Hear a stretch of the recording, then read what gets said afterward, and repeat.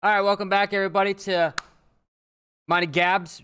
We are going to go over another Evo 2016 Grand Finals. This is Liquid Hungry Box versus A Armada. Now, just to give you guys some background, Smash had been around since 2001, 2002 from Melee. It was before that, but there really wasn't a competitive scene. If you really want to get a history of Smash, there's this thing called the Smash documentary. I will look it up. It's like 6 hours long. But that only goes to like 2010, roughly. This is 2016. So just to kind of give you a very short and condensed version, you had Gen 1, Gen 2, Gen 3, and Gen 4 of this game. Somewhere in Gen 2 to Gen 3, you had the rise. It's like 2006, roughly. 2004, 2006. You had the rise of Hungrybox, Mango.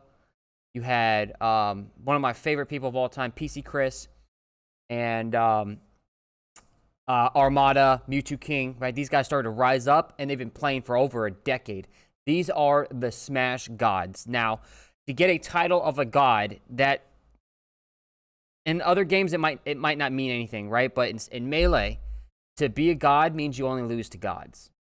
There are people who have the title God Slayers, and those are the gods themselves. That's how good these guys are, and they prove it year after year after year.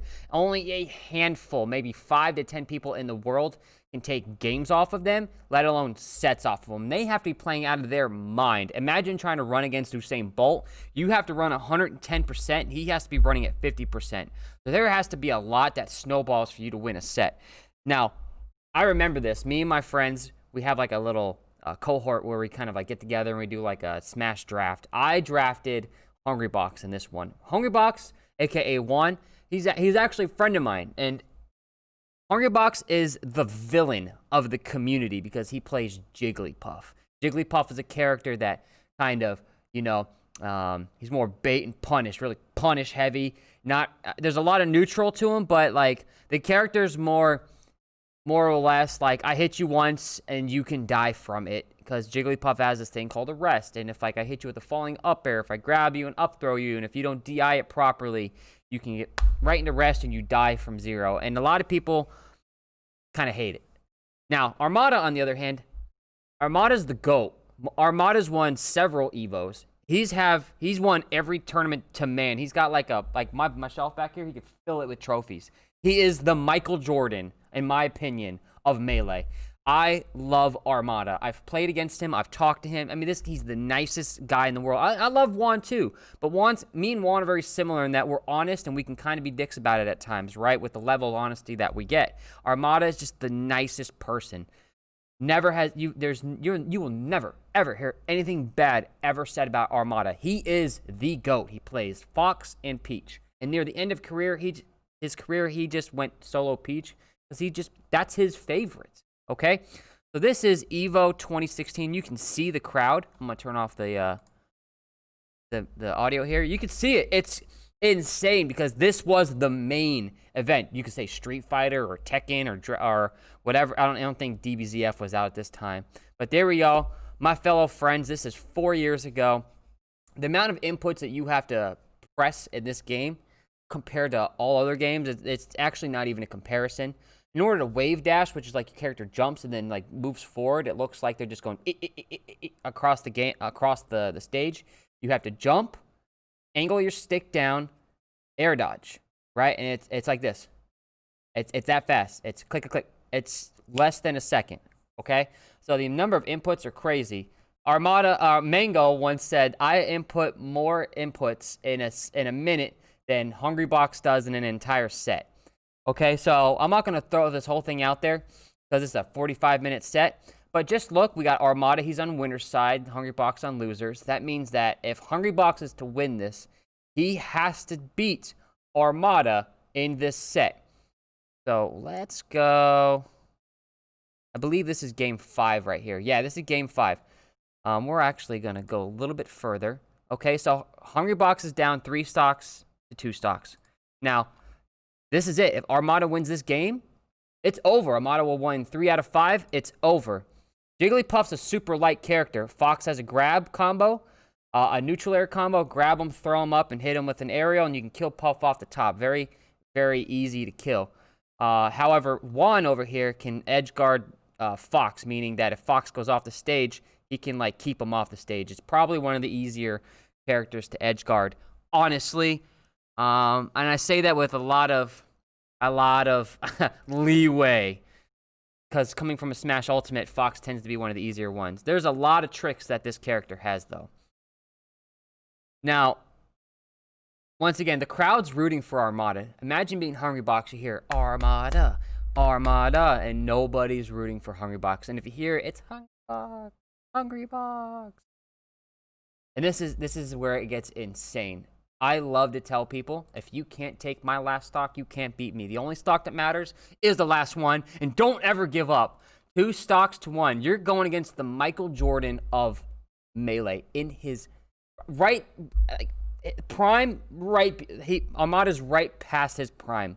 Like the best I've ever seen him play were the last 2 years, 2014 and 2015. 2016, he started to show signs of being human, which we've never seen before. So if Michael Jordan had played to 2000, this is the year 2000 Michael Jordan. This isn't the 97 or even the 92 Jordan, right? So it's just insane. Once Puff hits around 65%, anything can kill this character. So Juan, Hungrybox, has to play absolutely perfect. Look at their fingers. Like, look at all the stuff he's pressing. That's the claw method right there, by the way. It's just insane. Let's fast forward it a little bit, right? Like, because this turns into like just an insanely patient, neutral play. And listen, anything can kill one. An up smash, a back air. Armada's got this whole game in the bag. That up smash right there would have killed. And Juan is known as Clutchbox for a reason. This is part of it. Oh, right there was insane. Like, he hit him with an aerial. He kind of like dinked out of it. Fox's up air goes clink, clink. So if you hit that first one and then you smash your buttons, you can actually fall out of the second one. It's time dependent, frame dependent, the smash dependent. It's incredibly hard to pull off with the right timing, but of course he's a god, so he figured it out. The meta after this, by the way, in 2017 and 18, the Foxes stopped hitting the first hit and started timing the second hit. And this is a decade and a half in the making. So he should have died there. That should have been the game winner, the set winner, Evo winner for Armada. I'm on the edge of my seat. I'm watching this at home, and I can't sit down. I'm screaming. I can't believe what is going on here. Hungrybox is at 98. Armada's about to take this. And I'm just like, this is insane. This is incredible. Just the amount of stress. Edge guard, done. This is where...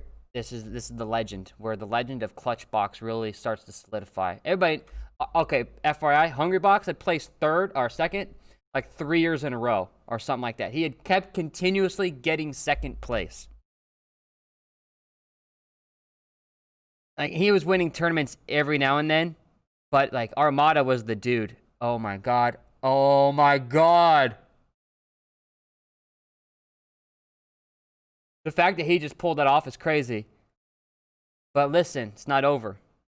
That was set 1. Set 1. In Armada, the GOAT. Right? Upset. He had it. But you know what? Oh, by the way, you see him reaching his pocket? He's got a hand warmer in there. So what he's doing is he's keeping his hand warm. Reaching in there and he's rubbing it. Keep a hand warmer with you at all times. Anyways, let's go to the last game. This is, or it's 2-2 once again. I mean, you can't get any closer. You just can't get any closer, man. It's just ridiculous. And this is when we kind of knew that Hungrybox was going to win. When you go up in an entire stock as Jigglypuff, there's no reason that you have to approach. So Hungrybox is playing the bubble game. He's trying to stay outside his bubble. Oh my god, just look at that. Right, that's that one-hit KO. Armada brings it back. I remember watching it and just being like, man, this just went really downhill really quick, this game. Anyways, Hungrybox ends up winning this. Of course, I wouldn't be talking about it if Hungrybox hadn't brought it all the way back, right? This is where HBox wins his Evo. And I was super proud of him. I was super, super proud of him. And if you guys ever get into the esports community, always remember it takes a lot to get here. Never take the character and make that into the person. The person plays the character doesn't play the person. Okay, you got to separate the two. So you might not like the way one character plays, but you have to respect the person that chose that character. Like I said, Armada brought it back, but, you know, at least he brought it back to last stock. Like, you couldn't really ask for more, and that's the ender right there. Like, you're really not coming back from that, and it's over. Hungry Box, that's the moment that's kind of like the moment of moments. He starts crying on stage. That's a famous moment right there. So if you ever wonder where it came from, that's Evo 2016, baby. Oh man, let's fast forward it to Evo 2015. This is the following year. I want to show you one more thing because like this is that was Melee. After that, you had Brawl, and you had Smash 4. And at the time, this was Smash 4. Terrible game. Just an awful game because there's so many things in that game that are just crazy. But you have a player that hadn't lost for 2 years, like ever, hadn't even dropped a set. Nobody could beat him. Mr. R over here at the time, basically at his peak, was Sheik. Sheik and Diddy, uncontested best characters in this game. And this, look what's happening. It's Grand Finals, Game 5. Let's go back just a little bit, just kind of set it up before I show you guys what happens. Never give up is what I always tell you guys, right? And Evo gives you the best moments. You also have to remember that the better your opponent, the better the win. You want the best.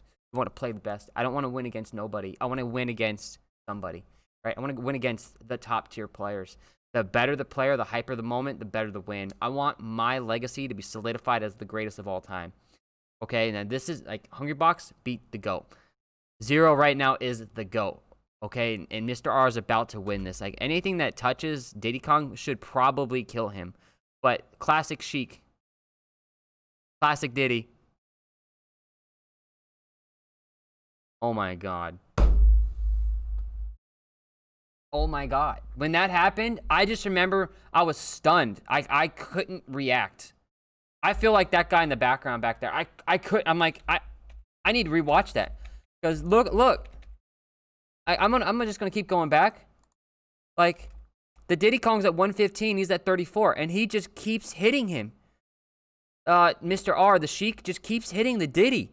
Right? And just keeping him off stage, like, and it's crazy. One of the problems with Sheik is her lack of kill power, and that's been like kind of the consistent theme for her since Brawl. Just no ability to kill. He has a grab combo in this game where she can grab you into a 50-50, meaning you have one of two options, and if I guess which option you choose, I can kill you. But it's a guessing game, right? So she has a 50-50, which is dependent upon getting a grab, but I mean, why approach? Right? You're at 38, he's at 139. Rack up damage, there's the 50-50. He guessed wrong. Whatever, do it again. You might guess wrong 3 times in a row, but the 4th time you might guess right. You know, the more you do 50-50s, the harder it is to get. And just the fact that right there didn't kill the Diddy Kong that didn't kill either. Just crazy. That stuff should kill, but it doesn't. The edge guard didn't work, and this is where Zero said, "Listen, you've given me 5, 6, 7 chances. That didn't kill.